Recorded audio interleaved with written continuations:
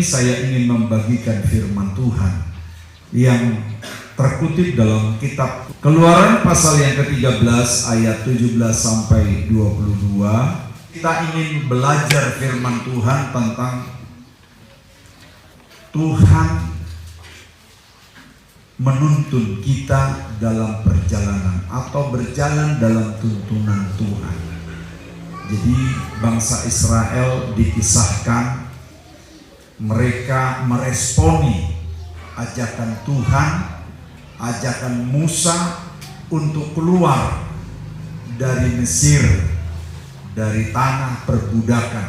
Karena sudah 400 tahun mereka di Mesir. Awalnya mereka itu di situ orang penting, yaitu sejak peristiwa Yusuf menjadi orang kedua di Mesir. Mereka itu sungguh terhormat walaupun sebagai pendatang. Tetapi lama-lama mereka berkembang, tambah banyak, dari puluh tahun, ratus tahun sampai 400 tahun. Mereka sudah mulai nyaman jadi budak.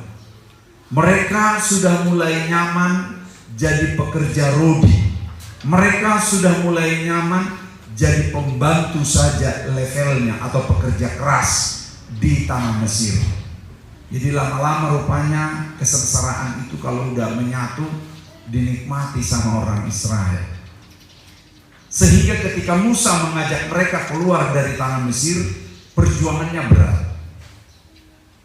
Perjuangannya tidak mudah. Meyakinkan umat Israel diajak keluar dari tanah perbudakan itu menuju tanah kebahagiaan, menuju kehidupan yang sejahtera, yang bahagia. Jadi Umaldo dihilalasi Musa, Pakaluarhon mengeluarkan roh perbudakan dari umat Israel daripada mengeluarkan mereka secara fisik dari tanah Mesir. Dan apola maul bulu makaluarhon siap tango Misiri. Aleno maul bagaimana mengeluarkan roh perbudakan dari hati pikiran orang Israel daripada mengeluarkan fisik mereka dari tanah Mesir. Karena sudah berakar roh perbudakan itu, sudah berakar bagi mereka, yang penting kami begini aja udah cukup. Maka Bapak Ibu Saudaraku yang kekasih, merupakan proses yang sangat rumit dan panjang. Musa harus meyakinkan mereka meninggalkan Mesir adalah solusi yang terbaik. Meninggalkan perbudakan adalah jalan yang terbaik untuk menemukan hidup yang baru, suasana yang baru, bahkan kebahagiaan lahir dan batin bagi umat Tuhan. Pada ayat yang ke-17 dikatakan tadi bahwa Tuhan bersengaja menuntun mereka tidak lewat kota orang Filistin, tetapi melalui jalan yang lain yang jarak tempuhnya lebih jauh. Kalau mereka dibawa melalui kota-kota orang Filistin, jarak tempuhnya lebih dekat, kilometernya lebih dekat. Tetapi Tuhan tahu bahwa orang Israel bukan tipe petarung, bukan tipe pejuang, bukan tipe orang yang siap bertempur. Mereka adalah tipe pengecut. Sehingga Tuhan bersengaja tidak membawa dari kota-kota orang Filistin, tetapi dia membawa jauh berputar dari gurun pasir. Alasannya agar mereka tidak terlalu banyak menghadapi peperangan, karena watak mereka adalah watak pengecut, watak yang mudah putus asa, dan watak yang selalu mengeluh untuk sesegera mungkin balik ke Mesir. Kadangkala jalan berputar jauh lebih baik bagi kita, supaya kita lebih aman, agar kita lebih bisa mengerti jalan hidup ini. Karena banyak orang ingin jalan instan, tetapi tidak aman. Tidak aman, dan justru membuat dia cepat jatuh dan tergeletak. Bapak Ibu Saudara yang kekasih, malah padang gurun yang begitu tandus banyak positifnya bagi kita, bagi bangsa Israel, supaya mereka terbentuk menjadi pribadi mungkin yang kita sabar, karena padang gurun menjadi universitas bagi orang yang percaya. Puji Tuhan. Padang gurun itu Tuhan izinkan seperti sekolah kehidupan. Padang gurun itu dibentuk dan diizinkan Tuhan menjadi university yang akan membentuk karakter kita, yang akan memperbaharui mental kita, bahkan yang akan memperbaharui komitmen kita dalam mengiring Tuhan.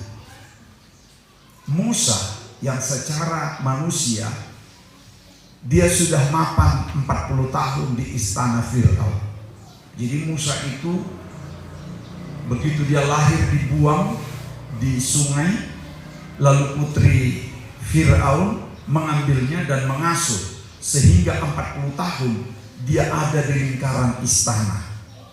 Tetapi 40 tahun di lingkaran istana tidaklah cukup untuk menjadi seorang pemimpin yang akan sukses. 40 tahun dengan metode pendidikan, keistanaan, pola hidup, pola makan yang tentu serba berkecukupan bahkan berkelimpahan, tidaklah cukup membentuk Musa untuk menjadi seorang pemimpin. Maka dibutuhkan 40 tahun tambahan, yaitu 40 tahun lagi Musa ada di padang gurun menjadi sekolah kepemimpinan, memiliki sekolah kehidupan.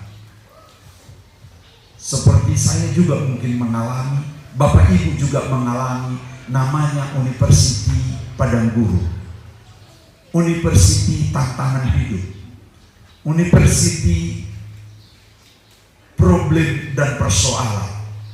Sebab di padang gurun itulah Musa banyak dibentuk bagaimana memimpin, bagaimana bersabar menghadapi ratusan ribu bahkan jutaan orang, memimpin kelompok yang kecil dan kelompok yang lebih besar. Dan saya pun mengalaminya, dan juga anak saya pasti juga mengalaminya. Menarik beca itu juga bagian dari sekolah padang gurun. Dan sampai begitu tamat PGA, saya tamat juga sekolah Alkitab Syakti saat itu 6 bulan. Saya berangkat ke Irian Jaya tahun 92. Saya masih muda. Sebenarnya masih terlalu muda untuk sebuah pertarungan yang begitu keras. Pertarungan terlalu muda untuk sebuah perjuangan yang begitu berat, yang belum punya pengalaman banyak dalam menghadapi banyak tantangan persoalan hidup. Tetapi saat itu saya ke Irian Jaya hanya dengan selembar surat tugas dari sinode gereja kita yang isinya menginjil dan membuka gereja Pentakosta Indonesia di Irian Jaya. Nggak jelas juga Irian Jayanya mana, karena nggak ada alamat, nggak ada yang saya kenal, nggak ada keluarga yang saya tuju ke Irian Jaya. Dan saya pun berangkat, hanya diberangkatkan ongkos orang tua, bukan dari sinode, sekitar 90.000. Itu pun hanya sampai di Jakarta. Sampai di Jakarta saya harus menginjili sekitar 2 minggu keliling-keliling dari gereja ke gereja kita, supaya ada ongkos sampai di Jayapura. Begitu tiba di Jayapura, uang saya sisa 13.000 saat itu. Lalu saya berpikir tidak ada rumah tempat tinggal saya. Tetapi sementara di kapal, saya tanya, di mana ada rumah orang Batak? Baru dikasih tahu ada rumah orang Batak di sana katanya. Saya tanya lah di situ, bisakah Bapak Ibu saya tinggal di rumah ini beberapa waktu? Kenapa? Siapa kamu? Kata saya, ini Perbarita Nuli, penginjil. Tidak ada yang saya kenal, tidak ada yang saya tahu, keluarga maupun orang GPI. Lalu orang itu saya dilihat, saya mulai dari bawah sampai ke atas, meyakinkan enggak, jangan sampai ini perampok atau garong gitu. Akhirnya saya diizinkan melihat tampang saya masih bisa diyakinkanlah tidak perampok begitu. Dia yakin dan diizinkanlah saya tinggal beberapa waktu saja di situ. Dan setelah itu saya harus tinggal lagi, membuat gubuk derita di rawa-rawa di atas tanah orang. Saya tinggal dengan bangunan darurat dari peti-peti pelabuhan atau papan-papan pelabuhan, dengan tempat tidur pakai karton karena nggak punya tikar, nggak punya kasur. Karton-karton saya ambil dari toko dan saya itulah jadi tempat tidur saya. Dan itu saya jalani 2,5 tahun hanya makan kangkung tanpa nasi, tanpa campuran yang lain, kangkung tok. Itu pun kangkung liar dari rawa-rawa. Karena tidak ada uang saya beli kangkung dari pajak. Dan itu juga saya rebus, bukan ditumis. Kalau kangkung liar direbus itu jogal-jogal. Kalau kangkung darat, kalaupun dia tidak ditumis pakai minyak goreng, masih agak lembut. Itu beda. Tapi karena kangkung liar hidup di rawa-rawa, itu keras kalau direbus. Kalau ditumis dia agak lembut.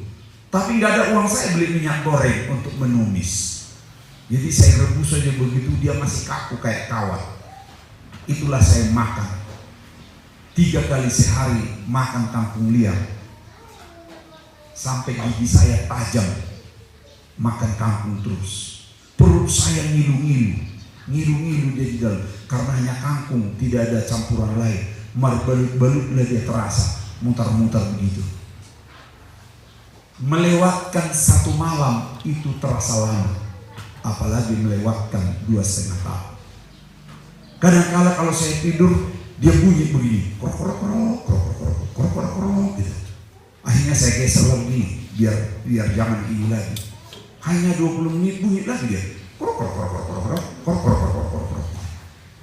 Begitu tidur tidak nyaman, tidak nyenyak. Dan itu 2,5 tahun.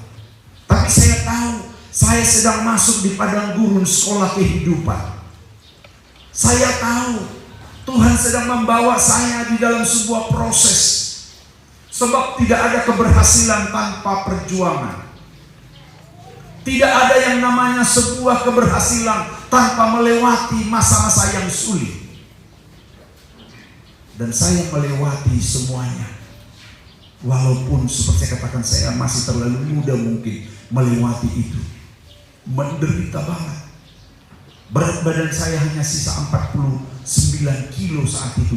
Karena terus hampir tiap hari malaria. Kalau di Papua malaria itu minta ampun. Sampai muntah-muntah kuning. Menderita sekali. Tapi itu adalah sekolah kehidupan yang harus saya lalui. Sehingga saya bisa membayangkan sekolah kehidupan yang dialami Musa, yang dialami umat Israel. Sehingga mereka Tuhan izinkan melalui padang gurun 40 tahun lamanya. Supaya mereka terbentuk dengan kesusahan. Supaya kesulitan penderitaan itu membentuk mereka seperti yang Tuhan kehendaki. Perlahan-lahan akhirnya Tuhan menolong pelayanan saya. Karena saya kan tidak pernah dikirimkan uang. Jangankan untuk bangun gereja, untuk beli beras 10 kilo pun selama penginjilan tidak pernah. Bukan saya mempersalahkan sinode gereja, bukan. Tapi kadangkala ini proses yang harus kita lalui. Akhirnya Tuhan memberkati perlahan-lahan. Proses itu mulai diangkat oleh Tuhan. Sehingga saat itu mulai ada orang yang percaya, yang mau sungguh-sungguh, yang mau setia untuk digembalakan. Saat itu pertama 3 orang yang saya baptis. 3 orang yang saya baptis itu salah satunya jadi istri saya, Boru Silalahi dari Toraja. Puji Tuhan. Tambah semangat karena mulai tambah jiwa-jiwa. Jadi kebahagiaan seorang hamba Tuhan dalam melayani kalau ada tambah jiwa. Jadi mari jemaat berjuang cari jiwa supaya kami hamba Tuhan ini semangat melayani. Tapi kalau dari tahun ke tahun tidak tambah jiwa, kita nggak semangat melayani. Puji Tuhan. Jadi mari semua tugas kita cari jiwa. Nah, Tuhan tambahkan terus jiwa-jiwa di sana. Dan istri saya pun mendukung pelayanan. Langsung dia bilang begini, Pak, ayo kita kredit. Kredit apa itu? Saya pikir kan saya masih awam, belum tahu. Kalau PNS itu SKPNS-nya bisa digadaikan katanya ke bank. Oh iya, saya bilang iya. Istri saya langsung tawarin SKPNS-nya digadaikan di bank. Akhirnya digadaikanlah untuk beli tanah gereja dan bangun gereja. Langsung dia bilang langsung 2 bank aja. Berapa banyak itu? Di bank ini bisa sekian, bank ini bisa sekian. Tapi demi bangun gereja. Jadi kalau cari jodoh itu, cari jodoh yang siap membackup. Cari pasangan hidup yang sepadan. Puji Tuhan. Jangan cari jodoh yang penting ada. Kalau cari jodoh yang penting ada, kau kecewa. Tapi cari pasangan hidup yang militan, yang siap berjuang, siap susah. Istri saya akhirnya susah lagi karena sudah tidak terima gaji. Tapi saya senang, ya kan? Karena sudah dapat makan tiap hari dari beras walaupun tidak punya lauk, tapi udah punya makan dengan nasi dengan sayur kampung liar, itu sudah enak. Bagi saya itu sudah seperti 4 sehat 5 sempurna. Tapi bagi istri saya itu penderitaan. Tapi tidak apa-apalah, karena semua itu adalah sekolah kehidupan. Puji Tuhan. Nah, proses terus berjalan. Bangsa Israel pun melewati banyak kesulitan. Mereka berangkat dan berjalan meninggalkan Mesir. Tetapi dikatakan pada ayat 20 dan 21, Tuhan berjalan di depan mereka. Kalau Tuhan berjalan di depan kita, apa susahnya? Berarti bukan kita yang menghadapi persoalan, tetapi orang yang paling depan, yaitu Tuhan yang menghadapi semua persoalan. Ada musuh, siapa yang di depan? Itu yang duluan kena tembak. Betul ya? Jadi jangan takut, yang penting Tuhan berjalan bersama dengan kita. Apapun kesulitan kita, jangan takut. Kelaparan sekalipun ada di sekeliling kita, jangan takut. Sebab Dia berjalan di depan kita. Walau 1000 rebah di sisimu, terus Kau tetaplah Allah penolongku. Walau 10.000 rebah di kananku, takkan ku goyah, sebab Yesus sertaku. Luar biasa. Jangan takut. Saya pun begitu mengalami malaria berulang-ulang, jalan kaki penginjilan tiap hari puluhan kilo tiap hari jalan kaki, karena nggak ada uang ongkos. Kalau ada uang daripada beli untuk angkot, lebih bagus pasti beli beras kan? Hitung-hitungannya begitu. Tapi memang nggak ada, jalan kaki terus. Rohnya terus menyala-nyala menginjil. Dan puji Tuhan, sekarang sidang kita sudah 18 sidang dengan Jakarta. Puji Tuhan. Bukan 18 kakak, 18 sidang. Dan sudah sisa 1 itu yang lagi membangun. Semua sudah punya gedung gereja.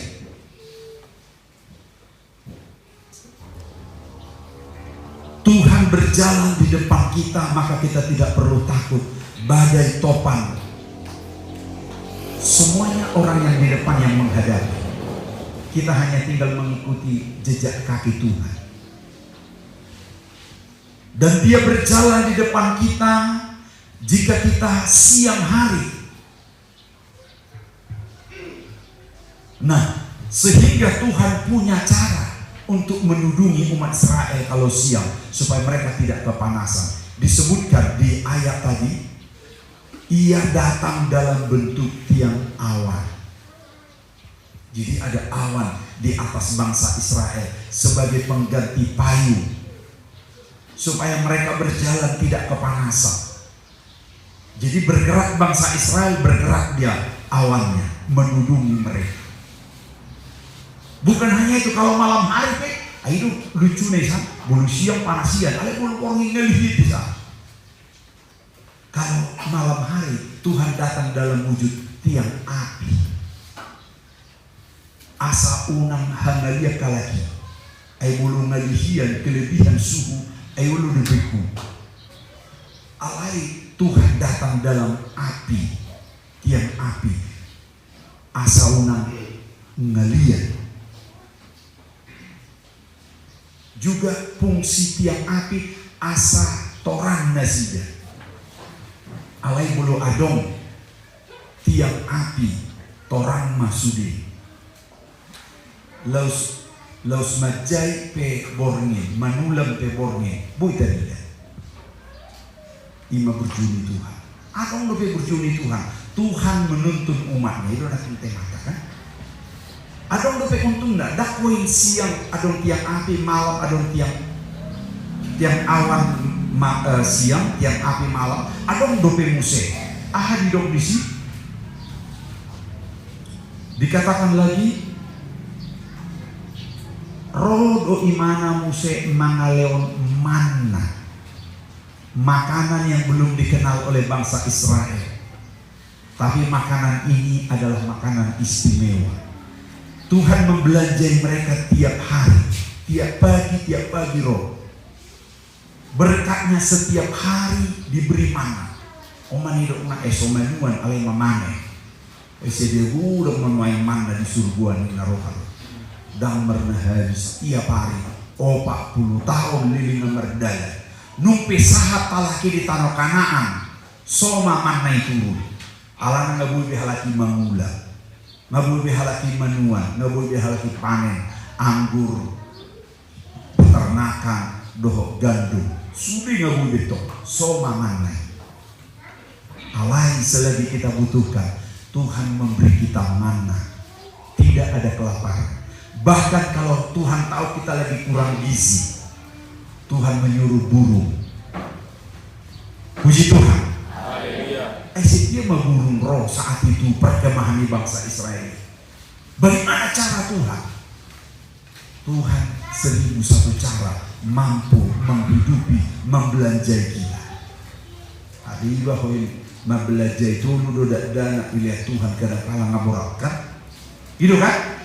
Dulu Habis membelanjai umat Israel 40 tahun. Dia tidak mengeluh. Kalau dia lihat sudah mulai kurang gizi nih orang, langsung dia turunkan burung supaya mereka semua penuh 4 sehat 5 sempurna. Begitulah Tuhan menuntun umat Israel. Bapak Ibu Saudara yang kekasih, setelah mereka semuanya sahat maditano Kanaan, pasti kita sudah ingin satu tanah Kanaan. Amin. Pasti semua kita ingin sampai ke tanah Kanaan. Bukan saja tanah Kanaan dunia, tapi tanah Kanaan yang permanen, surga yang kekal. Alai ada orang sosaat itu tusi, ada tugas tak di Tuhan. Masa hati tugas di bangsa Israel. Di disi kamu harus setia membayar 1/10. 1/10 boleh dibaca di dalam bilangan. Bangsa Israel kan 12 suku. 10 saja suku do Nabi Leon tanah Kanaan ini dibagi-bagi petak-petak 3 hektar sahala. Terserah boleh manual sawit silahkan, boleh manual kopi silahkan, boleh manual nilam silahkan, boleh manual hauma silahkan. Bahan nama beternak silahkan mesi. Alai di kapling marah kebot mangga 30 hektar 300 hektar sekeluarga. Ibadi hadis ini.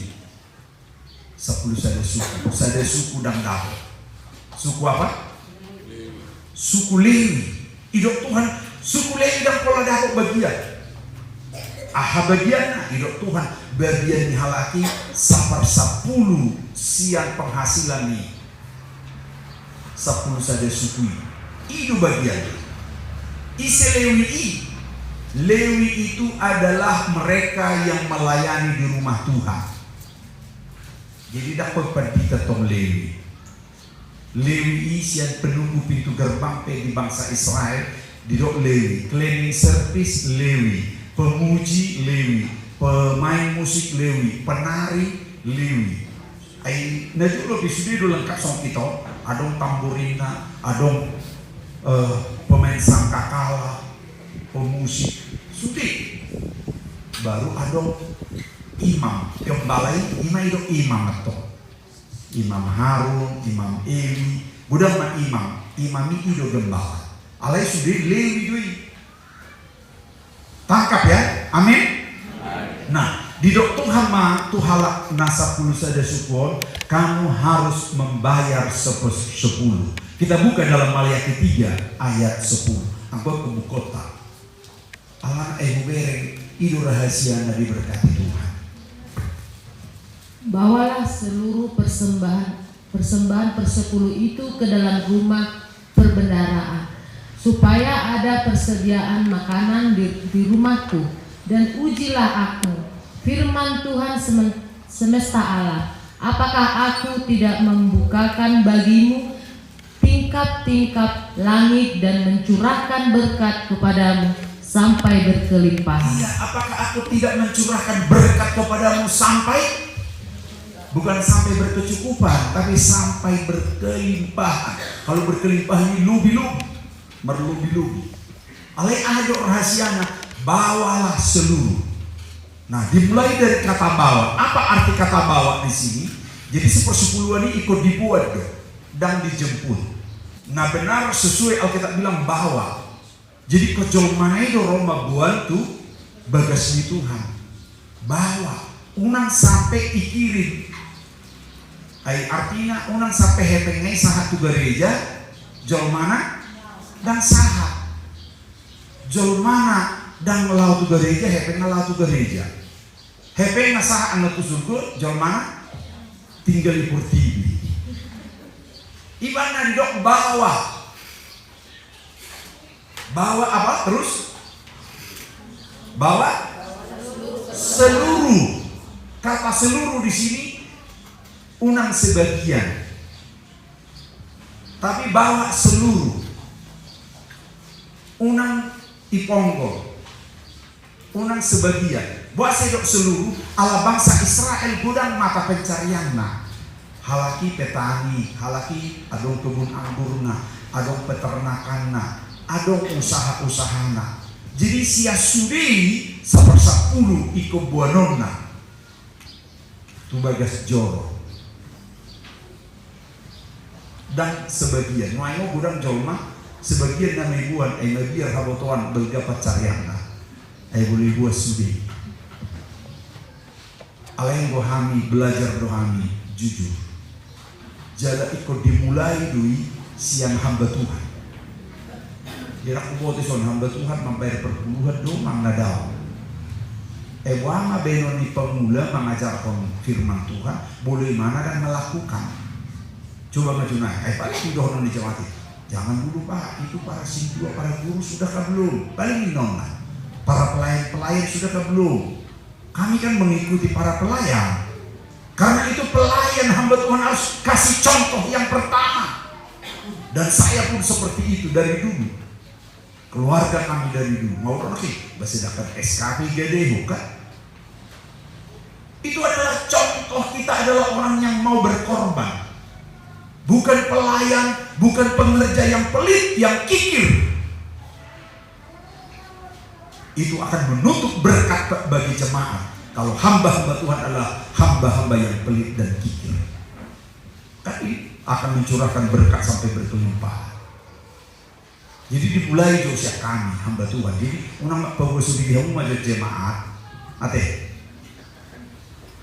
hamba Tuhan majo ayaw. Kebetulan dah kita dan dia hamba Tuhan apa sih nama jaso akai hamba Tuhan tak botol na dia jadi pemboso bigi hamu nama jo karwas bawa seluruh, jangan sebagian. Asa konsekuen firman ini digenapi non.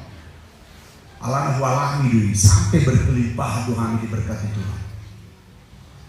Ayo sampai 5 tahun kami mungkin hampir 10 mahasiswa ku bayar kami uang kuliahnya di Jakarta. Ada salah satu saksinya si Maru sampai wisuda mana.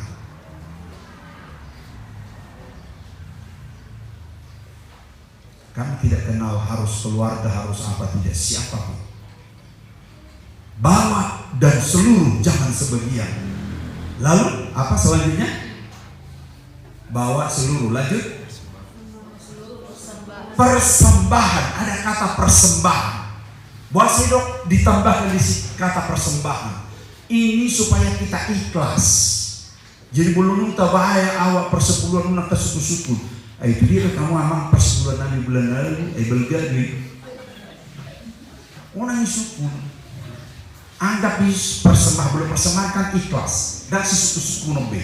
Ibarat barang habis pakai, belum istilah di kepegawaian, dia KPNS, dia ke dunia sekuler, itu barang habis pakai. Soalnya manuhur mangat duit habis selesai. Imam maksudnya keikhlasan itu persepuluhan itu juga bagian dari persembahan kita yang harus kita ikhlaskan.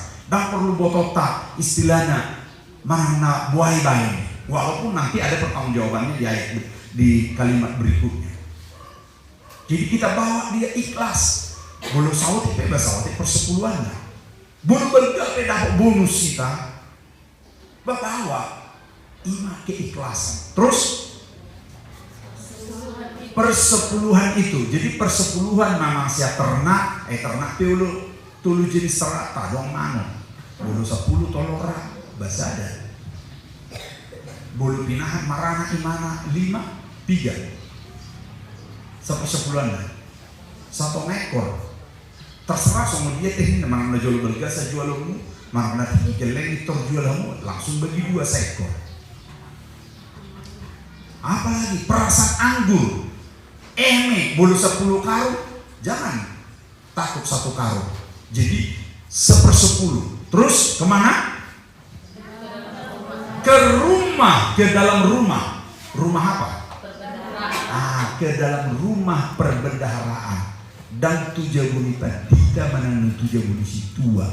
Alai ke dalam rumah perbendaharaan. Jadi dan hidup ke rumah Tuhan. Alai rumah perbendaharaan. Berarti ada sistem yang mengelola.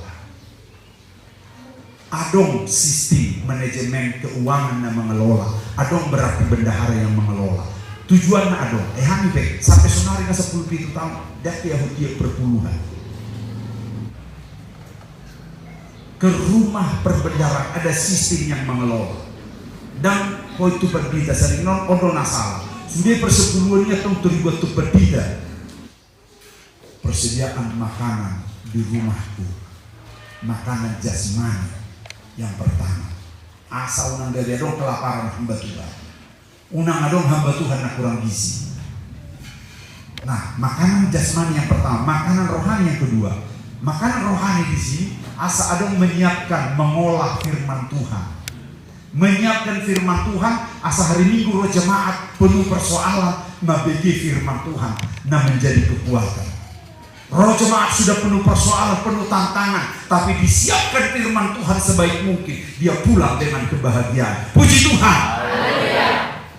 Unang atong roh jemaat penuh beban, penuh persoalan.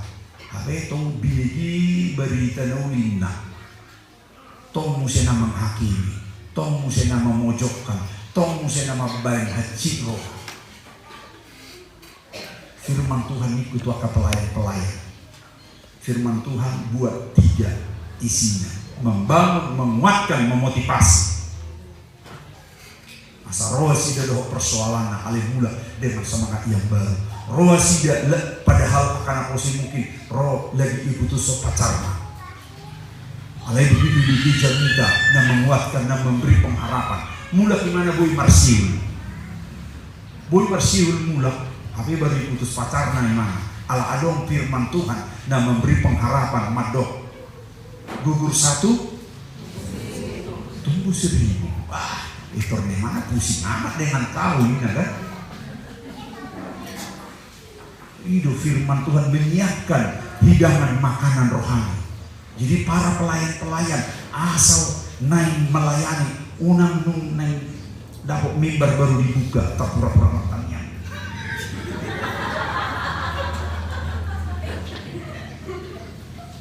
Persiapkan firman Tuhan jauh hari. Firman Tuhan yang terarah, firman Tuhan yang membangun, firman Tuhan yang menguatkan, firman Tuhan yang memotivasi jemaat untuk lebih setia, lebih sungguh-sungguh kepada Tuhan. Aku nak terjuluk pola martania, tapi dia udah martania. Tunaga doi soda pola martania, asal martania sejauh. Gereja kita di Jakarta dan di Papua, di sana tiap hari ada menara doa, mulai jam 12 sampai jam 1. Menara doa tiap hari. Karena itu jadikan gereja itu rumah doa. Tiap hari ada yang berdoa di tempat ini, yang punya waktu datang berdoa. Jadikan rumah Tuhan ini rumah doa, bukan rumah hari Minggu.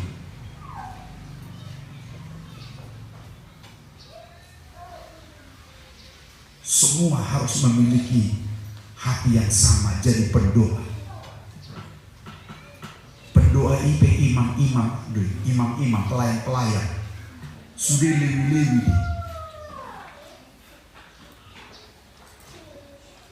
Supaya ada persediaan makananku di rumahku, yaitu persediaan makanan jasmani dan rohani, untuk mereka menyiapkan firman Tuhan, menyiapkan makanan rohani yang diramu sedemikian rupa.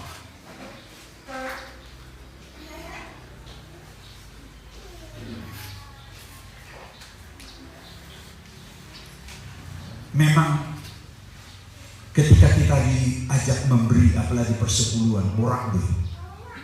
Awalnya borak. Awalnya tosona mago 10%.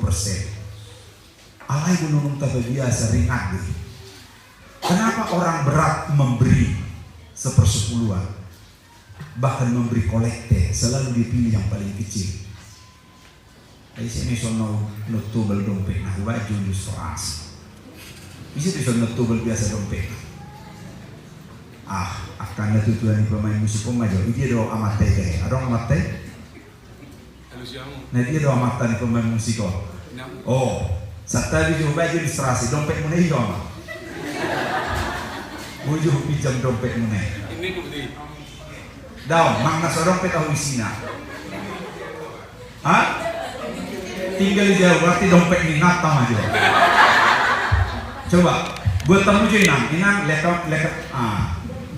Coba inang, lek kamu aja dompet mana itu hal inang per dirjenon. Lek kamu aja dompet mana? Iya.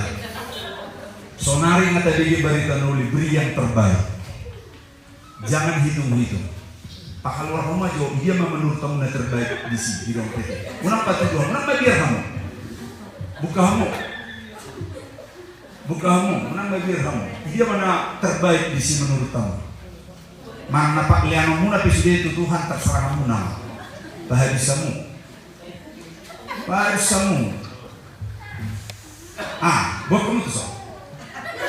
Nah terbaik buat kamu. Kenapa biar kamu? Nggak ada masalah nih.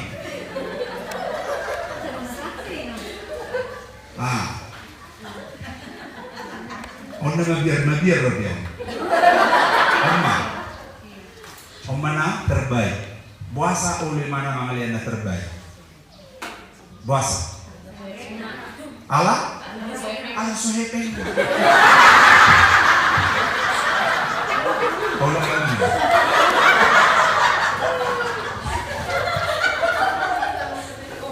Esoni ruhita, natahila lagi sudah aku nata. Iba namol talian. Ale boleh merasa hita, boleh adong gajita 5 juta, merasa hita idang aku nata, sudi, dan mau hita mangaleni. Ale yang merasa hita aku nate, so ini ale yang merasa mana punane, terlalu berdiri gue. Kita susah memberi karena kita merasa itu milik kita, padahal bukan. 10% itu adalah milik Tuhan yang harus diserahkan kepada suku Lewi. Nah 10% itu baru milik kita. Itu 10% ini sebenarnya belum tentu milik kita sudah. Boleh jadi kita membagi hati nurani kita. Di 10% itu ada udah di sini titip Tuhan miliknya karena pogos, miliknya karena berkekurangan, miliknya karena susah. Nah 10% makan ini. Dan kami dengan istri sudah terbiasa mendengar hati nurani yang Tuhan beri kepada kami untuk memperdulikan orang lain, memperdulikan orang susah, tentu memperdulikan keluarga. Nah tua-tua kan Ijabunami nuai Ijayapura 10 patala jom tinggal 10 patala maka dijabu sudah gratis. Memang bakon ada nakarejo amuna dia ulu 200 sampai 300 kilo sebulan dihami boras. Ihoi boras lebih.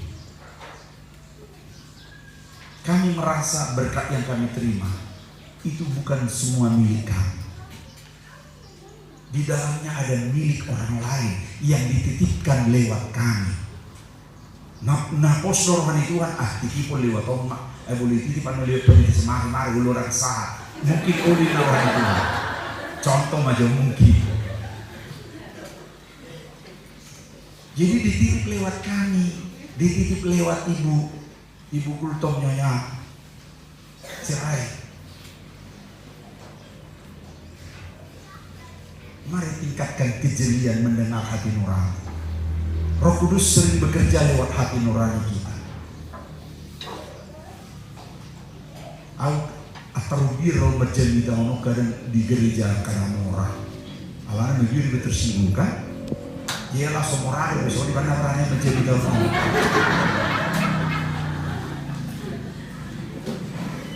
Alain ada tanda-tanda hujan karena murah so. Siapa rekel lain? Jadi benar-benar yang menjadi kau asal mulai tak lakukan. Orang yang berbahagia bukan orang yang mendengar firman Tuhan saja, tapi orang yang melakukan. Kami orang yang termiskin tadi dari bedagi tidak punya salah, tapi saya diberkati Tuhan dengan memegang prinsip-prinsip firman Tuhan.